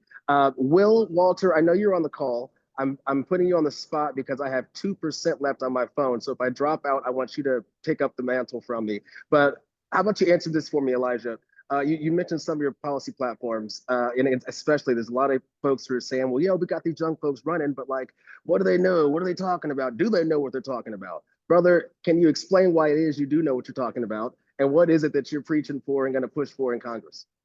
Right. Well, I'll start by saying, if we had that House majority in November, we would have lost it before we even had the opportunity to enter the majority in January. And that is an embarrassment. And I'm not someone that's going to say nobody over a certain age should run at all. But what I will say is that as the Democratic Party, we got to get some of these geriatric people out of office. We cannot afford going into 2026. Let's say we win back our House majority to have people, who may end up dying in office, or people who might get convicted and thrown out of office by the DOJ, like my opponent. We have to do better. But it's so important because the representation is just not there. And I'm not talking about just any old young person, anyone that says Gen Z in running. People that really are growing up in this economy. We talk about, young men in the Democratic Party and how young men are leaving the party, and young people in general. And that is a real issue. And it's not because of, these narratives we're seeing on CNN or MSNBC, but a lot of it is because we're growing up with this economy that's not working for us. And we have a Democratic Party that is not listening to us, that's not doing enough to fight for our community, that's not talking about the healthcare crisis, that's not talking about the housing crisis. And young people are feeling that and leaving the Democratic Party or staying home. And that's true. And because we have this party that isn't listening to us, we need people who are going to run, who are going to take up the leadership in Congress and say to the leaders that we have, like Hakeem Jeffries and Chuck Schumer, that we're not just going to sit down and go for the okey doke over and over and over again. We need better. And better doesn't just mean somebody younger. It means somebody who has a vision and somebody who's not corrupt. But I implore young people to get involved in politics, especially young progressives, to get involved. This is our party. We have the numbers. We're the largest generation, Gen Z, the largest voting bloc and largest generation in the country. That's a lot of power that we wield, and we should be using that power. And Elijah, seeing that, I believe Hartzell fell off, so his phone battery must have died. So a question that I wanted to pose to give the audience a little bit of context. So Elijah and I actually go way back. We worked together with a project that Elijah founded in 2020, 2021 maybe, during COVID. We had a lot of young people in particular that, as Elijah noted, are very upset with the current electoral system in the United States, and they were looking for an outlet. A lot of us were stuck at home during COVID. We were able to kind of branch off or get more involved in local passion projects in our community, but also start to try to connect with other like-minded individuals. And speaking as to the project we worked on together, the vast majority, I want to say 70 to 75% of the young people in this group were overtly progressive, as in the Democratic Party, they might work in it and or around the Democratic Party, but as you noted, the Democratic Party just wasn't getting the job done for them. What do you think distinguishes young Gen Z progressives and young Gen Z, let's call them careerists, who have gotten involved but kind of just filter back into this problematic system? How are we able to discern what these goals or desires for the future might be with these young candidates? That's a very good question because that is a big issue that we're seeing right now, and a lot of it is look at the policy positions. I know we all are familiar with what's happening in Gaza, and that is a tragedy. It is a genocide, what we're seeing. And a lot of people don't want to talk about it. They don't want to say anything about it because, you know, we understand the power of APAC and how they're going to come after progressives who speak up. But not just that issue. I feel like you can tell who the careerists and the corporate ones are. They're over taking pictures, at the White House, fancy dinners. I didn't get those invites. I never got the invite to go to the Gen Z, White House Christmas parties or something. And I never got those invites. I never got to take the pictures with those folks or, hobnob around. And you can kind of tell based on the messaging. A lot of these young people are out there. They're not talking about those issues. They're showing up at, corporate Democratic dinners or they're taking corporate money. And no progressive should be taking corporate money. My campaign won't be taking corporate money. I don't think any progressive should be taking corporate money. And I think that's the biggest distinction. And that's what I'm hearing for a lot of young people, even conservatives, because there's a narrative about Gen Z being, kind of conservative as well. And, I push back against that. We do got a lot of young folks who did vote for Trump in the most recent election. But, I tell people to look at the bigger picture and not just, one election. And looking at the bigger picture, I know a lot of young folks who voted, right wing or who voted conservative. And when you actually, have a conversation with them and sit down with them, you understand like, wow, these people are not just like MAGA conservatives. You hear people are saying some of the same things we're saying, the corporate money issue. People see the corruption in both the Republican or the Democratic in the Democratic Party. People are talking about billionaires. They're talking about the wealthy. And when you hear that, you're like, wow, like I'm hearing this from someone who I would think is a Republican or a conservative. And so when I'm hearing that and I'm hearing how progressive our generation actually is, and that's not being reflected in necessarily in the elections or in the voting returns, I see a lot of promise. And I think there's a lot of promise for a new generation getting into Congress in these next 2 to 4 years who will be able to kind of control the agenda and take control of the agenda away from, older corporate Democrats so that we can fight and get Medicare for all passed and not talk about all of this other nonsense, but protecting our democracy is going to take strength and it's going to take fighting back and not giving up. I have said I will be supporting impeachment of this president and I will be introducing articles of impeachment because you can introduce an article of impeachment on several different counts of things. It's not just that one article. It could be several different counts, different articles. I've said that I'm not voting for CR or a budget, even if it means a government shutdown. I think as Democrats, why when Republicans, have power, when they don't have power, they're able to, obstruct and deny and shut down the government. But when we're out of power, we somehow just have lost the ability to do anything. I think we need to take back our power and we need to be stronger because right now our party is weak. And I think young people are seeing that and staying home. It's that meme about, dogs can't play basketball, says the Democrats, as Airbud continues to dunk on them over and over again. A great point you made, Elijah, that I kind of want to follow up on is that a lot of young people, particularly young men, they went plus 30 to plus 40, excuse me, Trump this past cycle. I agree that I don't think these individuals are conservative. I think they just hate the Democratic Party. And they're looking for a change agent. I'll quote The Dark Knight when Alfred the Butler is talking about the Joker, and he said, in their desperation, the mob turned to someone they don't fully understand. I think a lot of people are just so frustrated with this system that they're looking for anybody who's willing to break it up. How, as a second follow-up question to that, because I think a lot of corporate Democrats kind of defer to the same old campaign cycles too. What's really inspired me with a lot of the progressive young people we're seeing start to run across the United States is how creative they're getting in their campaigns. It is not the stereotypical who can raise the most amount of money, and as you noted, often raising this money from corporate donors. What can we do, or what would your advice be for other young candidates across the country to kind of break the mold, to go outside of what's expected of them, to go outside of what would be a traditional congressional campaign, to not just entice young voters, but show that you're a different kind of candidate for a better potential tomorrow? Yeah, take risk. I say take risk. I mean, hell, if you make the worst that can happen is you don't win the election, right? And at the end of the day, that's democracy. But take risk, go out there and take a leap of faith. Sometime it might be successful. For me in this race, I'm lucky to be outraising the incumbent by significant amounts of money. But, if that wasn't the case, I have to be doing things a little bit differently. And so some of the advice I give the young people is like, I know, it may seem hard, but, you have to be very, very, very visible in your district and in your community. That's the only way you're going to be able to fight back against big money, because money, it does help win elections. It really does. It can, billionaires buy elections, but sometimes we see money not working and not being able to buy every single election. And so don't just think, okay, well, I'm going to be running against someone, they're going to have, 10 or 20 times the money I have in my bank account, I'm going to lose. No, go out there and work hard. Don't take it for granted. Go knock on doors, go meet people, go to meetings, chat with people, and get to know people, because that is that base of support you'll build in your district. Maybe you may not win that election, but it'll help somebody else down the line. Or the big example I give, because this isn't my first time running for office, the big example I give is Sheila Sherfus McCormick, my opponent. She ran several times unsuccessfully, for this seat before she got elected. And she, kept going out there and kept going out there. And then, she committed fraud and then got money, and that kind of helped.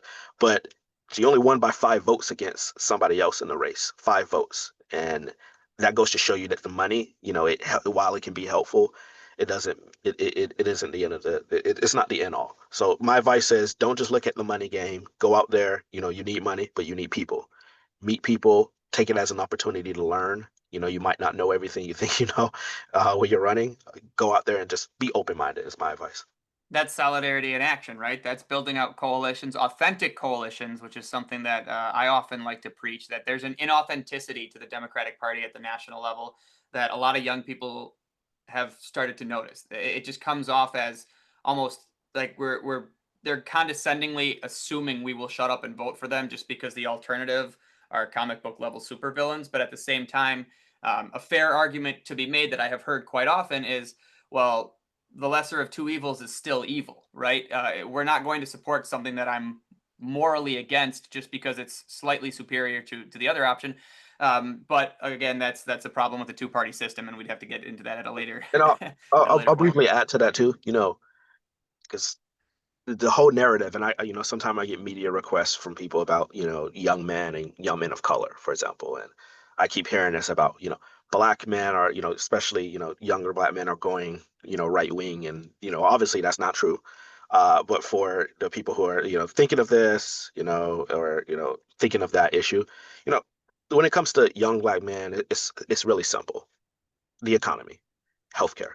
We're growing up in a world where we're not expected to have a better, you know, situation than our parents had, and that's the truth.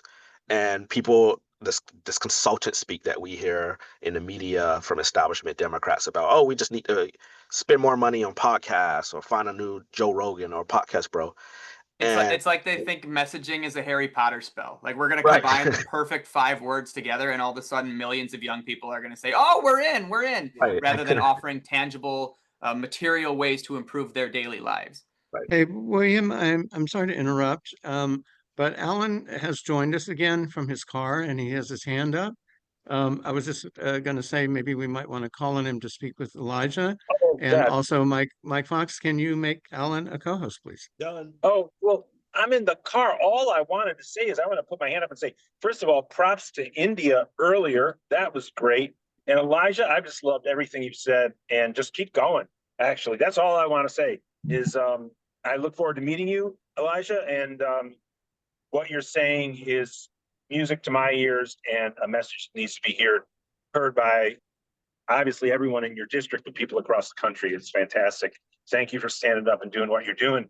And Jim and Mike and William, most particularly, and Hartzell, who just rejoined, take it away. I'm going to keep listening. Thank you. So to carry on, I guess with that question, Elijah, could you touch on, or finish your thought, I should say, on the messaging aspect and how this weird misconception has arisen with the power players at the national level, the consultant level class, that they're going to spend $1 gazillion trying to find the exact perfect way to phrase something, to manufacture, a Joe Rogan of the left or whatever, which of course is ironic because Joe Rogan was a Bernie Sanders supporter, as were the 2 conservative young white men I spoke to the other night who saw my Our Wisconsin Revolution shirt and questioned what it meant to say revolution. We have this demographic who supports our policies, but we've lost them because of the brand. how do we reshape the brand in a deeper way than simply changing the message? Right. Yeah. And the party likes to focus on the message, but here's what I'll say. AOC and Bernie Sanders were right. They're the ones getting, tens of thousands of people, packing stadiums. It's not Chuck Schumer, it's not Hakeem Jeffries. And that's because they're offering a vision and a message to people that people want to hear. And the truth is, we just got to stop being a party of just, elite billionaire people. And, the party of, we need to go back to the roots of being the party of the working class. I mean, that needs to reflect, our candidates need to reflect that. Not just, wealthy people running for office, but maybe someone like me who I got probably tens of thousands of dollars of debt. And we need to be As the does party AOC, right? We see all these memes about how rich AOC is.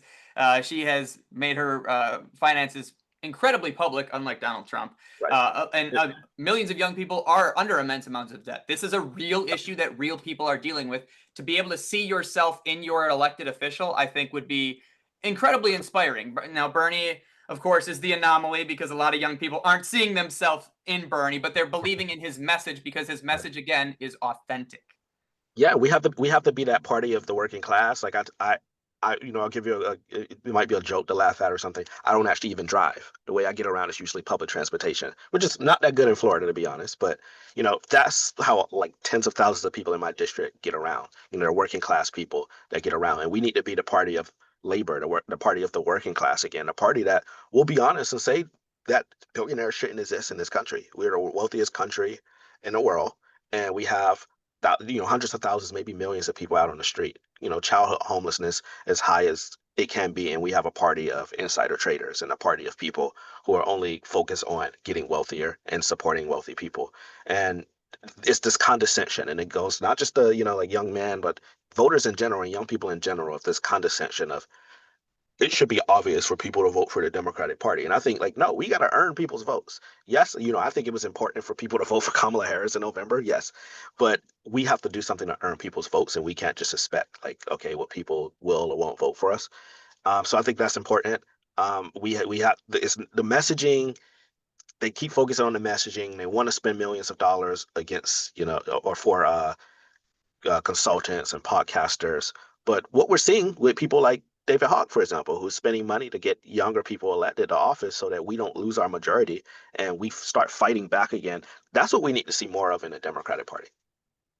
And we do have fighters like that, as you noticed, or as you noted, both in terms of candidates running all across the country and in terms of let's call them more well-known influencer type figures, but influencers that arose again organically rather than being uplifted by $20 million from wealthy Democratic consultants. And I think so many of these issues, of course, are intertwined: healthcare, environmental concerns, labor advocacy. We just had yesterday the Meritor nurses in Madison, Wisconsin were on strike, and the support that they were getting from the community was immense. I went down, I marched on the picket line on Friday, probably every other, if not 3 out of every 4 cars honking in support. And they ended up settling with Meritor.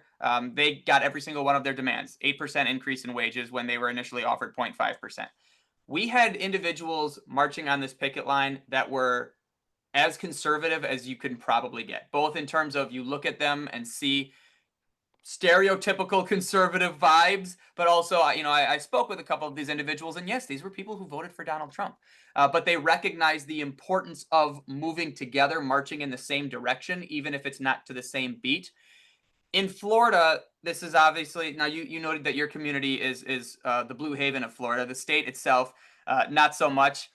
How do we reach across the aisle to these working class candidates when we don't have the national support of these working class policies? How are you as a candidate being able to get into these different rooms and show voters in your community that you're not like one of them? You are not this coastal, incredibly well-educated, wealthy, elite demographic that the party seems to be catering towards now. You are just a regular person who lives in the community, who travels via public transportation. How do we mend this? How do we meld this kind of strategy together? Yeah, Okay, Elijah, before you answer that real quick, we got one more question, and then I do want to make sure we get some people from the chat and everything asking you some questions. But yeah, go ahead. Yeah, I was going to say it starts with meeting people where they are. I'm the first one to get in arguments with conservatives. I love to do it. but I do have a couple people I know who are conservative in the community, and I'm constantly going back. But it takes, not just around election time. We have to be in the community and helping out and visible when there's no election, because the perception a lot of people have, and people that even agree with us, is that Democrats come around when it's election time. Only when you need Republicans, them. Only when you yeah, need their vote do they care. yep, exactly, and it will, and people will do that. For me, I want to take a different approach. I want to, of course, I need to win the election. I need to get to Congress so that we don't have a corrupt person in office, but being visible as well. Like having town halls is important, and showing up in the community so people know who you are and they know why you're running. But for me, I don't have to like hire a consultant to tell me how to talk about it, because I lived it. I lived Been there. evictions. I lived, homelessness. I lived the everyday struggles of the working class. And so that's different from like some conservative, Democrat that's coming in and they're saying, I understand, working class issues and I'm a progressive. And then you just go and you look and you're seeing, just this elite, and nothing's wrong with being, educated. I don't technically have my degree yet. I think I'm a smart person, but people need people that just gonna talk regularly to them and not the consultant speak. And when we do that, I think we'll start seeing more people come back into the party and get engaged with our movement. Because we're right, the progressive side of our party is right, and I don't understand what it's going to take to get the rest of the party to understand. Like, hey, like we're going to lose everything, our democracy and our country, if we don't get it together. And polling data consistently shows that progressive policy is incredibly popular across all American demographics. Even we'll see 50 to 55% support amongst conservative voters. So we're going to jump to the stack now to get some questions for Elijah here. I'm going to go on the order that I see your hand raised. So Daniela, if you could please unmute, you have the floor.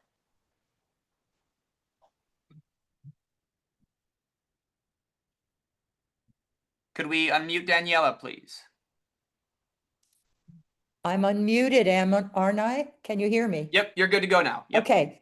I've been very upset that we didn't address the importance of page 153 in the big bad bill before anything else. It's a sneaky clause that destroys the court's ability to issue contempt of court against all those lawsuits, or for all those lawsuits on the dockets that the Trump admin is appealing. Doesn't addressing the big bad bill and calling Republicans who might oppose it, and I have the list of 7 of them, doesn't that come first? And shouldn't the impeachment proceedings start right after No King's Day on June 14, when we've showed our strength to the GOPs, as I call them, the GOPs, after we show the strength of we have to defeat that big bad bill, because in there is a very sneaky clause that a lot of people seem to be unaware of, and it destroys the court's ability to issue contempt of court. It's snuck in Hey, there. Daniela, we got you. Right now, we're just Okay, I taking didn't these hear a questions. word Oh, no, about it, and I'm no, frustrated. Go I ahead. understand. I understand. I appreciate it. Thank you for your question. Right now, Yeah, we're actually everybody just else talks. we're just taking questions right now for our guests. But Will, let's go ahead and get our next person on stack, please. Let's keep these questions again for Elijah, please.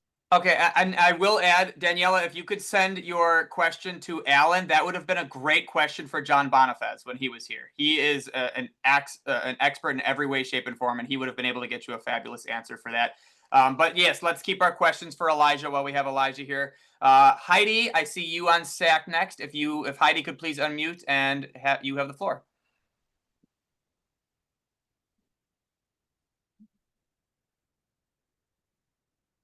Heidi? Okay, I'm not hearing Heidi. So we're going to then go to Chuck Hendricks. Chuck, you have been asked to unmute, and you have the floor.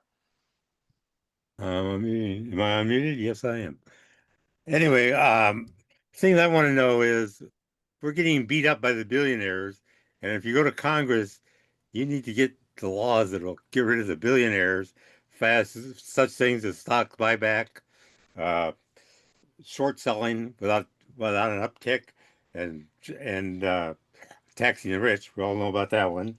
And the tariffs, and we want tariffs, but we want tariffs to protect workers, not to help trade balances.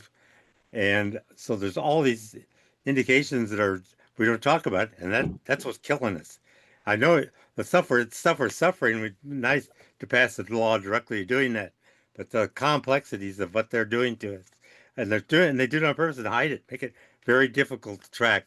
So I hope you get good economic advisors to fight those things that are really hurting us. Thanks, Chuck. So again, can we please keep our questions directly for Elijah while we have Elijah here? Heidi, if you could raise your hand again, we can unmute you. I see Heidi right there. I have asked you to unmute. Can you hear me? Yep, you're good to go, Heidi. Great. Elijah, thank you so much for your positivity. Somebody that has gone through what you have gone through, especially what your teacher said, just really has been, I mean, you would easily be able to not have to say that you're so positive. And I'd like to know what that is for you. And have you heard of the progressive progressive Democrats of not that's us. Progressive Change Campaign Committee's national candidate stuff. Have you heard of them yet? Because they would be good for you. Yes, actually, I have heard of them, and as well as like Progressive Victory. There are a couple groups. I'd love to check that out. And you asked a great question about how do I try to keep it positive. I mean, it's tough. I won't say it's easy. I mean, going through all of that. I mean, there were days where like big blocks of my life that were where I was just a broken person. But I started to understand that like not to blame myself for the situation that I was going through and my community was going through, because we weren't the ones that put ourselves in that situation. We had my mom and my family working hard, and we still ended up in poverty. And so when I think about it like that, and I think, wow, like we're all really just getting ripped off. We're not even to blame for what's happening. um, that helps. But I also keep it positive when I see, other people, like-minded people, like this room full of people who share, the same vision, who share the same principles, who are fighting the same fight. That keeps me positive. That keeps me knowing that I'm not doing this alone, and none of us are doing it alone. There's so many more of us out there. We just need to reach them. And then also, quickly, I know that Chuck and Daniela was saying, so I'll quickly say, to Daniela, I've read quite a bit about that bill.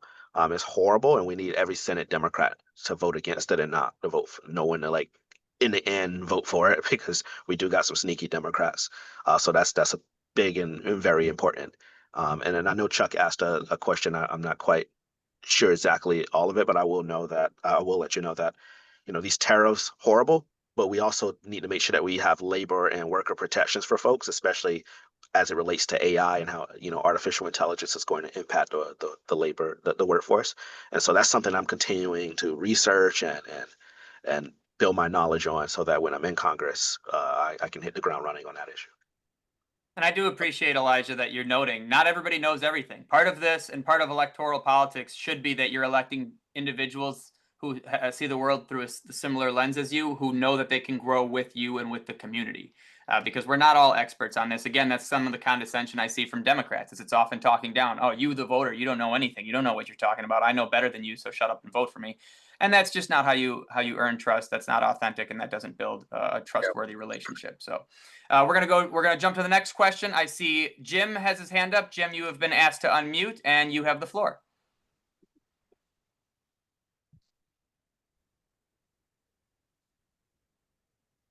Jim going once. Okay, we will try to come back to Jim. Yeah, well, let's go ahead and why don't we go ahead and do this? Let's because let's go ahead and we're gonna get to Mike Fox for the top of the hour. So why don't we go ahead and do this? Why don't I wrap with one last final question? And I'm not sure if Elijah is going to be able to stay on any longer or not. But if we got any other questions, why don't we drop those in the chat for Elijah to comment on? But my last question for you, brother, I think it's a good wrap up for everything you've talked about, and actually for all the questions you've received. What is that world you want to build? What's it look like? In organizing, we always say, what is the world that I'm willing to fight for and build with my community, with my neighbors, with my family? So what does your better world look like? We say a better world is possible for Elijah Manley. What does that look like? I mean, what does the air you breathe feel like? Are you getting from point A to point B? So what's the transportation look like? Are you going to the doctor because you have health care? So break it down, brother. What's your brighter world look like? Yeah, thank you for that question. Because sometimes it's hard to see that in the world that we're living in, but it's important to daydream and think about that. And I imagine a world where housing is a human right, and I don't mean that as a slogan. I mean that literally. There is no such thing as an eviction. Everyone is guaranteed a place to live. I see a world where healthcare is not a commodity anymore. It's a right of all people. Public transportation, not a commodity anymore. It's a right for all people to get around and live. A place where you control your labor, you own your labor, and you live comfortably in this world. And I think that is a world that we can build. A lot of people like to tell us that, our ideals are, pie in the sky or, that would never happen. But, everything is hard. Nothing is easy. Nothing is going to come easy. And everything was once not a thing. Everything was literally once not a thing. All the progress that we have in this country, we didn't have that. I would have been owned as a human being a few hundred years ago. I wouldn't have had the right to vote a couple decades ago. And, that came through people being consistent to build that world. And it's how we've seen it with the right. They, were losing and losing and losing, and they kept consistently pushing their BS narrative down the throat using the media and the media ecosystem to do it. And that's how they've been able to take control of this country. And we have to do the same. We have to be consistent on our values. Even if we take a couple beatings, even if we, take a couple losses, I see this movement as something that is a long-term project. And that means we have to be organizing year round to make this world that we know is possible actually happen. And, I'll leave it by saying this. I wish I had a quote on the top of my head from Mayor Rustin, but I can't think of that one right now. So what I'll say is, talk to your neighbors, because I guarantee you, you might disagree with them or you might not, agree with everyone, but that in your neighborhood. But if you go and talk to that person next door to you and next door to you and next door to you, I guarantee you, you can find one thing that you agree on, that you think this world can be better on. And that's the one thing, that common ground that we can find with people in our community, that we know that we all have more in common and that we actually can get a lot of stuff done for our community. That's how we change the world. My brother, and you know what? Hey, I got that Bayard Rustin quote for you. You know what it is? It's fire bombs or freedom budget. Yeah. And what he meant by that was, are we going to have a country that produces for its people or not? Because if we don't have that freedom budget, there will be fire bombs, best believe it. And you know what I mean by that? Because, yeah. So, my brother, I thank you so much. Again, Elijah Manley, he is running for Congress, Florida's 20th congressional district. That is Southern Florida. Again, we have not made an official endorsement yet, but I tell you right now, you made a bunch of friends on this call, and I think that we might be circling back with a certain stamp of approval here very, very soon. If you wink, wink, nudge, nudge, what I'm saying. So I thank you, brother. Mike Fox, back to you. Thank you all. Yeah, real quick, gang. We are definitely at the point where we need to wrap our recording, but there's still energy in this room, Elijah. However, I first and foremost respect a candidate that's busy. So if you got to get onto something else, our hearts, no insult taken if you need to go. If you can stick with us a little while longer, then we'll keep the conversation going. So what's good for you? I can stick around for a while. It's Sunday. I don't have anything. Cool. All right. So then let's wrap. I'm going to ask Alan, driving in a car. Alan, do you want to button up our recording here quickly? Everybody stick around for family. Yeah. And I promise everybody I'm safe saying this, but I really just want to thank, of course, our featured guests on the call. And that was India Watson and Elijah Manley and John Bonifaz. That, folks, is Los Angeles International Airport. If you can see, the windshield needs to be washed. And I'm going to the Hyatt Regency for the Living Wage first annual convention. It's sponsored by One Fair Wage, of course, one of our partners that joined us for Progressive Central in Chicago during the DNC week. So Elijah Manley, again, absolutely love everything you're saying. I think it is absolutely spot on. It is, I think, the politics that our country needs. In fact, I think the world needs, neoliberalism, the turn away from American politics, which centered the middle class, that centered the lifting of the working class up into the middle class, that directly addressed poverty. We've been 45 years without that. And we have 45 years of economic evidence that shows that the kind of neoliberal and well, the population. I loved your exchange with William. Alan, you're breaking up big. They're Wrap expressing this. frustration. Oh yeah, I'm in this long. If anybody knows LAX, I'm in the tunnel which airplanes roll over, and I'm coming out of it in a second. And that from India as well. And of course, I can't say enough about John Bonifaz's defense of the Constitution, and really somebody whose work we all need to be following in these coming days, weeks, and months as we protect our constitutional republic, which maintains the possibility of a democracy, which allows for candidates like Elijah and India to win. So thank you all, and join us again next week on PDA's Town Hall. Everybody on the call, please stick around for Family Time with Elijah Manley and William Walter, Hartzell Gray, and Mike Fox. And I'll be back. I'm about to park, and I'll be back next week with another PDA Town Hall. Thank you all.